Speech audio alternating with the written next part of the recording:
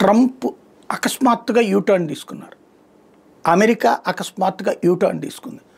ఏదైతే భారత్ని గురించి దుర్భాషలాడి అలా డెత్ ఎకానమీ అన్నాడు ట్రంపు, అలాగే దోచేసుకుంటుందన్నాడు, యూరప్ సమాజం అంతా మేల్కోవాలన్నాడు, భారతదేశం 50% టారిఫ్ వేయడంలో తప్పు లేదన్నాడు, భారతదేశాన్ని అలా దెబ్బతీస్తామన్నాడు, ఇలా దెబ్బతీస్తామన్నాడు, పాకిస్తాన్ని పెంచి పోషించాడు, రెచ్చగొట్టాడు, దారుణమైన కామెంట్లు చేశాడు. నిన్న చైనా దగ్గరికి జిన్పింగ్ కలవడానికి మోడీతో పాటుగా రష్యా అధ్యక్షుడు వెళ్తే ఒక ట్వీట్ చేస్తా చీకటి రాజ్యాలతో దగ్గర అవుతున్నారు, రష్యా భారత్ మాకు దూరం అయిపోయింది అన్నాడు. ఇప్పుడు అకస్మాత్తుగా రూటు మార్చాడు.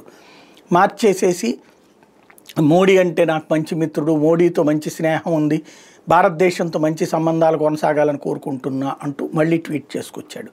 ఇది ట్రంప్ ఏది దుందుడుకు చర్యలు, అట్లాగే ఆకస్మిక యూటర్న్లు.